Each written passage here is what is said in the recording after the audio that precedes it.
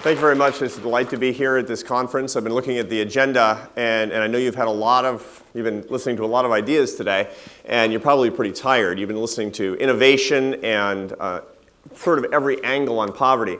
I want to try to paste some of these ideas together about entrepreneurship and poverty, and how we can be thinking about both simultaneously for the good of the poor and in point of fact for the good of the nation. I'm the president of AEI, the American Enterprise Institute, so the middle word suggests I should be thinking an awful lot about entrepreneurship. And I've been looking at data and hearing now for a year or more that we're heading into a time of the lowest levels of entrepreneurship that we've seen in at least the past 3 decades.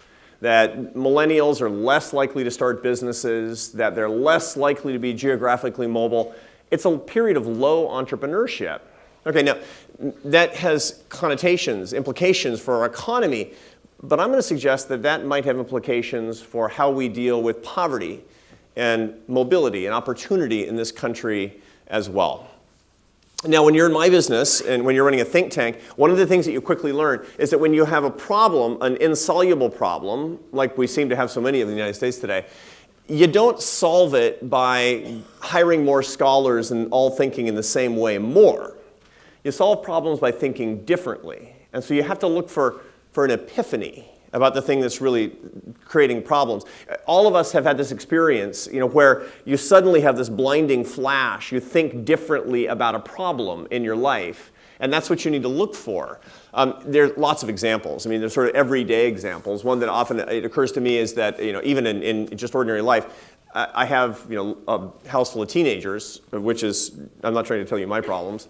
And, but I have I was at this relatively poorly, this parent-teacher conference that was going badly. And one of my sons, a teenage kid, 16 years old, having a grades problem. And I mean, it was going poorly, the parent-teacher conference. And my wife and I, we left and we were really alarmed, and we were driving home.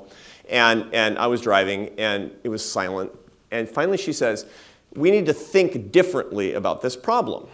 I said, "Yeah, how?" And she says, "At least we know he's not cheating." Right? So I want to think differently about entrepreneurship. Now, I taught at Syracuse University for a long time before I came to AEI. And one of the questions that my MBA students asked me all the time was, what's the secret to entrepreneurship? Right? They want to know the single thing that great entrepreneurs all have in common. So I started 8 years ago, I started this research project to find the secret to entrepreneurship. And I did what you always do in these research projects. I lined up the lists of the greatest entrepreneurs, past and present, the billionaires, the industrialists, the software gurus, the biotech types, the famous people. And I wanted to see what they all had in common in their lives. Okay, so we're talking about Thomas Edison and Henry Ford and today Steve Jobs and Bill Gates, et cetera. And I started looking for the commonalities in their life. It's a good research design, and I'm going through it, and I immediately ran into these 2 big problems. And number one was it's an incredibly small group. I'll give you an example of what I mean by this. The Gallup polling organization has this thing called Strengths Finder, and a lot of people subscribe to this service. You want to find out what you're really good at, so you go to the Gallup Strengths Finder, and it tells you all about your personality. It tells you what you should do for a living. Right? It's kind of Myers-Briggs type of stuff. And you learn about yourself, strengths. You want to play in your strengths. Hold that thought, so I'm going to come back to that here in a second. And here's the depressing thing about entrepreneurship. The Gallup Strengths Finder finds that only 2% of Americans have an entrepreneurial orientation. Only 2%. I don't want to find that because it suggests that that's not a really American thing, and it doesn't give me very many degrees of freedom for solving the problem of insufficient entrepreneurship to bring communities back in America today, which is my stock and trade. Okay, furthermore, by the way, it says that only 1/4 of that 2%, or 0.5% of the American population, is capable of running an organization. So you got 3/4 of these really entrepreneurial people who are a complete disaster. And so you're down to 0.5% that can actually be successful entrepreneurs. Okay, so that's not so great. That's problem number one. Here's problem number 2, which is much worse.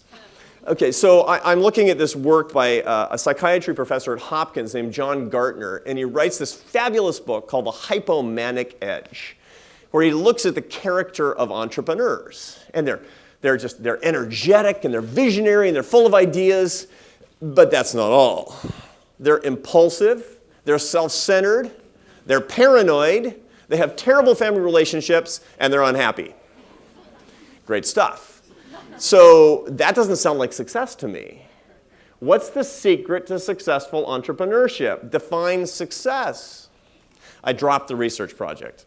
There's nothing to do with this, right? I mean, if I can't define success in a meaningful way, and there aren't very many of them, I can't find anything generalizable that I want to tell my students. And in point of fact, I don't want to go out into American communities and say, do this. I don't want more unhappy people. The world's unhappy enough. So I let it sit for a long time. As a matter of fact, until last year. And then I had an epiphany. I found the true secret to entrepreneurship. And I'm going to share it with you. And if I do my job in the next 15 or 20 minutes, you're going to have it, and we're going to be able to apply it. And furthermore, you're going to be able to apply it in your own life, and before you go to bed tonight, you're going to be a happier person. Big promises. So let's see. So what happened to me a year ago that made me so confident that I can give you the secret, the true secret to entrepreneurship? I was making a documentary film that's going to come out sometime next year. And I was looking at the organizations in the United States that are the highest performing organizations that look at the periphery of society, the margins of our culture, where people have the farthest to go to put their lives together, to build their own lives, to really earn their own success. These are inspirational stories to me for sure, but they're always a little daunting because you're looking at people that have experiences that most of us in this room haven't had. And there's one group that is unbelievably high performing in Houston. That's called the Prison Entrepreneurship Program. Just what it sounds means, right? In the corner pocket for entrepreneurship, for sure. It's the second word in the name of this group. And I wanted to check this group out because, for one, they're taking on an unbelievably important problem in our society. Most of you are familiar with it, but most Americans aren't, which is that we have a huge population of people that have been in prison but now aren't. Okay? To be specific, the best estimate that we have at AEI is that there are 23 million Americans walking around who have been in prison and who are now free. Now, the weirdest thing is that the US government doesn't keep any data on this population. We don't know where they are. We don't know how old they are. We just can assume they're mostly men. They're mostly younger, right? And the best estimates that we can come up with is that they're 70% unemployed. A 70% Now, this is the perfect recipe for disaster. Guys who've been in prison, they're younger men, and they can't find jobs. Okay? So we try to come up with, in our criminal justice reform programs at AEI, we try to come up with all sorts of solutions. Do we ban the box? Do we have worker retraining? But I also want to know what great organizations around America have done in this population. So I go to the Prison Entrepreneurship Program. Why? Why? Because they have a population from the Texas penitentiary system.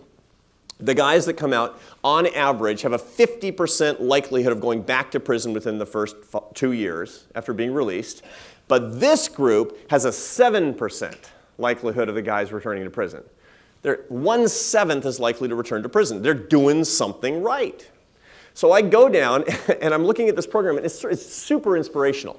All of the guys are in their last year of prison. They're all going to be released. Some have been in for a pretty long time and for really serious crimes.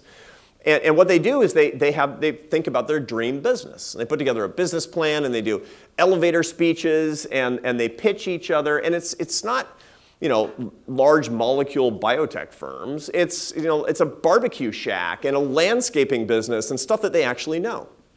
And they describe it with such vivid detail that you want to be part of it. And they're doing their elevator pitches, and they're like in their orange jumpsuits doing these things. And in a few months, they're going to get out, and they're going to start these businesses. Really, really inspirational. And I know that the program is a success because the guys aren't going back to prison, right? And so I'm just hopped up on the whole concept. I want to go to the businesses, and I say, how many of the guys have actually started their successful businesses? How many do the startups when they get out? And the answer is 16%. 16%. 84% don't start the businesses. So I'm like, that's not success. But they stayed out of prison, so what's going on? So then it's kind of a conundrum for me. It's a real paradox. And I'm looking for the results, the solutions, and I start talking to the guys in the program. And I say, well, tell me about your idea for the barbecue place or the landscaping business or whatever. And they'll tell you about it, but then they immediately start using the language of entrepreneurship that they used but talking about the stuff that really matters. They'll talk about risk-taking and explosive rewards and proactiveness as fathers and as husbands and as citizens, because that's the stuff that mattered. Here's the epiphany. I went to Houston to look at startup businesses, and what I found are startup lives. That's the secret. I didn't realize that. And here's the first really big epiphany for me that grew out of the first one. You know, our heroes are all wrong. You know, we put on a pedestal people who are not very happy. And they're looking for the rewards that we teach our kids are not very important. Look, I admire the software guys and the bankers and the hedge fund. I admire that because they work hard and they deserve their rewards. But you know who I want my kids to be like? My teenagers? The ex-cons. So weird. And, you know, I got one of them that's on track to be an ex-con. So it's all, you know, it's all good, right? So this changes my perspective a lot. We need to look at the right people and hold up the right paragons of the kind of virtue that we're looking for in our society. And if we do that, then we can be teaching life as an enterprise as opposed to business per se. And this, my friends, is a secret to renewal. That's the first point that I want to make. That's changed my perspective about the secret to entrepreneurship and the way that I talk about it. Here's the second point, which is my promise to you that I'm going to give you one of the big secrets that they actually taught me that you can apply. See, if I believe that they're doing it right, then it better be right for me too. Now, I'm writing a book right now called The Startup Life that has all the secrets, as far as I can tell, in there, right? But I want to tell you the one that was the most surprising to me that I should have known that I didn't and that each one of us can use. You know, let's go back to Gallup and their Strengths Finder. When you're a kid, they always said, figure out what you're good at and do it, right? You always want to exploit your strengths. Your parents always tell you to exploit your strengths. That's why the Gallup service is available, and it's very, very good advice. The guys in PEP reminded me that that's not the only way to succeed. Another way to succeed is to exploit your weaknesses. Really paradoxical, right? But when I talk to the guys, you know, when they're talking about the really entrepreneurial things that they're doing in their lives, a lot of them are counseling people, kids in high school, so they don't go to prison. That's turning your weakness into a strength. They'll talk to guys who've been addicted to drugs and alcohol, as they have been, helping them to not go all the way down the road and winding up in prison and ruining their lives the way that they had in the first place. They talk to guys who are starting families about how to have a family where you take care of your children and you have integrity in your family life. Why? Because they didn't have it. Their weakness becomes somebody else's strength. Their weakness becomes a source of empathy and connection to other people. Now, that observation was really helpful for me because I started to notice that people who are inventive, people who are innovative all over our society, they tend to exploit their weaknesses too. Now, for years, before I got into the business of economics, I made my living as a classical musician. That was my job. I was a professional French horn player for 12 years. And when I was 19, I dropped out of college, and I went on, because it wasn't for me, or kicked out, or whatever, splitting hairs, and water under the bridge. And I went on the road playing classical music, and I loved it, right? And I learned a lot about the composers that I loved the most, and a lot of their stories, really, I mean, these were terrific entrepreneurs, cultural entrepreneurs, were stories about weakness being turned into strength. Let me tell you one. Had a big impact on me. And it doesn't matter if you don't know anything about classical music. You're going to know this composer, Ludwig van Beethoven. Beethoven was born in 1770, died in 1827. And he was a real character, sort of a chronic malcontent. He treated people poorly. He was really arrogant. But he was known for being an unbelievably brilliant composer. He was a child prodigy. on the piano. By the time he was 8, he played better than most professional pianists of the day. By the time he was 12, he was writing compositions that sounded like they were written by master composers and professors at the conservatory. His parents absolutely exploited this. They gave him the best possible teacher, who was also a famous composer of the day named Franz Joseph Haydn, who was Beethoven's teacher. And Beethoven, by the time he was in his early 20s, was one of the greatest composers in Germany and Austria. Okay, during the most fruitful period of classical composition. Incredible. And he was playing absolutely to his strengths. If you listen to his music from around the year 1800, it was beautiful, but conventional. It sounded like what everybody else did. And then tragedy struck Beethoven's life. Beethoven he wrote a lot of letters, volumes of letters to people all around him, to his friends and to his family. And all of his letters at the time, they had one complaint.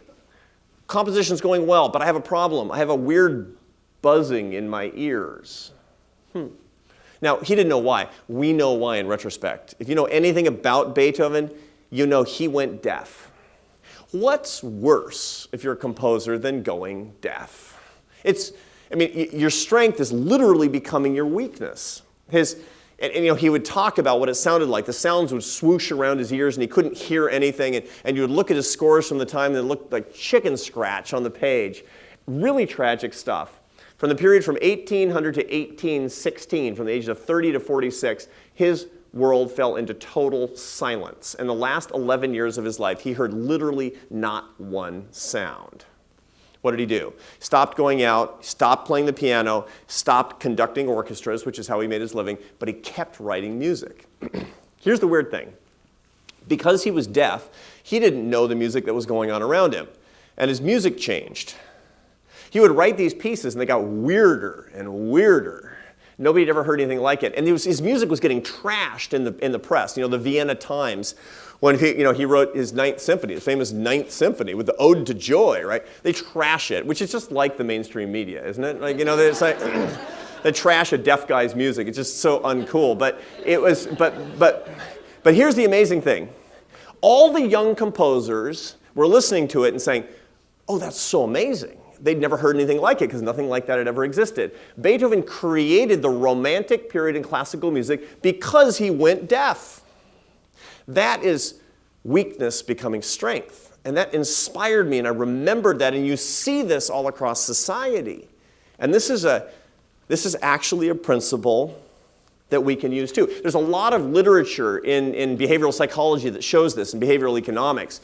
There's one paper that's really capturing my imagination. It's from the Review of Economics and Statistics. It's a famous, kind of a fancy economics journal by a Polish economist who teaches at the University of Southern Denmark. And he was actually looking at artists. And one of the great weaknesses of artists is sadness, is melancholy and depression. He was looking at the work of a whole bunch of artists and the letters that they wrote and doing a content analysis on the letters to see the number of happy words versus number of sad words, simulating the levels of depression among composers and artists. And this is a classic thing for an economist to do. He finds that a 38% increase in sadness leads to one major new composition. Not 37%, right? It's a 38% increase in sadness. The bottom line is this. Weakness always can become strength and a source of greatness if we use it as such. PEP, Prison Entrepreneurship Program, these ex-cons, the scales fell from my eyes because they reminded me of this case. So think about your own life. What's the weakness that you're running from? Here's mine. So those years when I was playing in the orchestra, the one thing that really bugged me was having dropped out of college. I know it's stupid, but all the way through my 20s, I was playing in the Barcelona Symphony. And it was a great life and all that. But when you're in this fancy world of artists and intellectuals, and people, the one question everybody asks you, where'd you go to college? And I'd say, I didn't go to college. And they go, huh, right? Huh. And it just stuck in my craw, right? And my dad was a college professor, and my grandfather was a college professor, and it didn't feel right. But I had no money, and I was on the road all the time.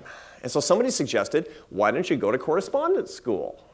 So I did a bunch of research, and I found this correspondence school in Trenton, New Jersey, called Thomas Edison State College. It's in an old warehouse in Trenton. And so I got all the materials, and I started taking classes. studying, and I got my bachelor's degree right before my 30th birthday in economics. And I got A's, right? And it's correspondence school, so I don't want to overblow it, but I was really proud of it. I was really proud of it. I have to tell you, I was so proud of it. And one of my mail order professors, he sends me this letter. He says, congratulations, you did a great job. He says, you should go get a PhD. And I said, whoa, a PhD? You really think I could? And he says, yeah, I bet you could get your PhD from Harvard. Huh. And he really got my confidence up. So I applied to the economics program at Harvard University, and I put love into my application, right? I put love, and it beat me back from the post office. It got rejected so fast, right? They're like, no. It turns out they're not in the market for a 30-year-old college dropout French horn player with a correspondence school degree. I mean, who knew, right? But here's where. This is how I'm learning the value of my college education, the value of my degree. And so, believe it or not, I called him up. I mean, I said to my wife, I'm going to see how close I came. I just want to know. It was just like idiotic. And I call him up, and this nice lady from the admissions office, she answers the phone, and I tell her, I said, I'm not mad. I just want to know if I came close, because I was desperate for information. She says, okay. And I hear, opening and closing filing cabinets and papers rustling, and then she comes back to the phone after 2 minutes, and she says, not close. and then I'm like bargaining. I was like, well, is in the top half? And she's like, no. And it was unbelievably humiliating, right? And it just stuck with me. And so you know what I did? I never told anybody about that degree.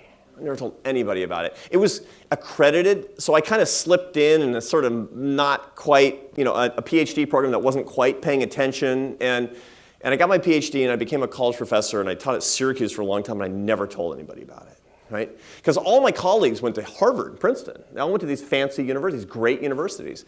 And they'd say, where'd you go to college? I'd be like, and change the subject, right? And then in 2008, I became president of AEI. I came to Washington, D.C., and man, all of my colleagues are my intellectual heroes from the best universities. And once again, I didn't tell anybody about this correspondence school degree.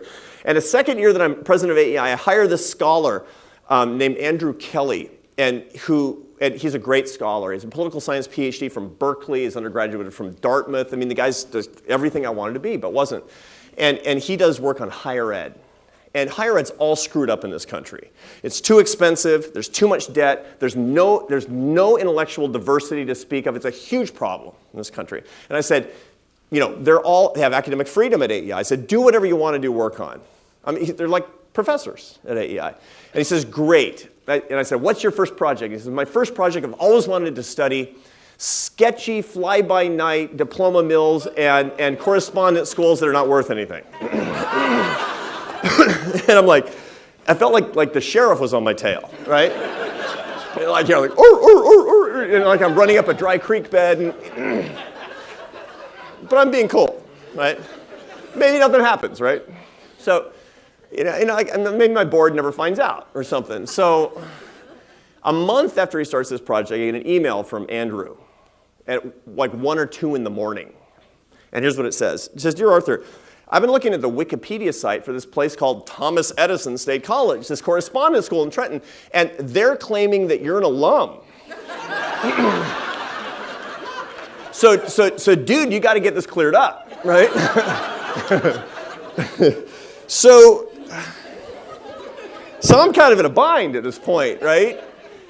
I can't lie about it, so I decided to write about it in the New York Times. And I wrote an article. I wrote a column called "My Cheap, Valuable College Degree." And I explained how I was poor, and my wife was working a minimum wage job. And I got my entire bachelor's degree, all the classes, all the books for 10 grand in today's dollars, including a sticker for the car, which I did not put on the car because I was embarrassed. And I published it, and it stayed at the #1 piece in the New York Times for like 2 weeks. And I started getting calls and emails from all over the country. I was not expecting this. I figured, go big or go home. I was just going to write it. But I started hearing from people who were like, yeah, I went there too, and it changed my life. And one of the people, my kid dropped out 10 years ago, and I suggested that he looked into this place, and I think he's going to do it, right? And all these people at the periphery of American society that need opportunity, and they're natural entrepreneurs. And they looked at this and they said, hey, that guy at that think tank in Washington, D.C., he did this. Maybe I can do this too. And you know what occurred to me? My career is morally dedicated to opportunity. That's what I want for everybody. I'm a warrior for opportunity and mobility for people who have less power than me. That's the purpose of why I'm at AEI. I believe that's one of the reasons God put me on earth. But you know what? I was ashamed of the one way that I truly got opportunity. I thought it was my weakness. No. That was my strength. And you know what? The president of that college calls me up, and he offers me this honorary doctorate, right? Because like, hey, one of my guys made good, weird, right? And he didn't know. I mean, he didn't know. And so I went and I spoke at graduation. I didn't know what I was at graduation for a correspondence school. And I found like 9 guys in a room in Trenton or something. I don't know. It's at the Trenton ice rink, where the hockey team that's now bankrupt used to play. And Trenton's a sad place. And there's 5,000 people in this hockey rink, and they're walking across the stage one after the other by hundreds and hundreds and hundreds. And I'm sitting there in this cap and gown looking at my people. And there were half of them were minorities, and a third of them were active military, and all of them were the first people in the history of their families to go to college. And this one lady, and this had a big impact on me, they get to say their name and one thing, right? And she stops and she says her name, and she says, and for this moment, I want to thank my 5 children and the Son of the living God. And I said, that's my sister. And I'm actually proud of that. Your strength actually is your weakness, if you see it as such. So here are the 3 things that I want to leave you with tonight. Basically, there's a public policy implication and there's a moral implication. We need in this country the secret to entrepreneurship. What is it? Forget the billionaires. Learn from the masters, the people who've treated their life like an enterprise. Second, these are the people that we need to hold up as the models of American courage and virtue, because they're the people that we want to be. Remember who our heroes are and act as such. And number 3, if you want to live your life as a startup starting today, don't run away from your weaknesses. Remember that those are actually the sources of strength that connect you to our brothers and sisters here and around the world. Thank you.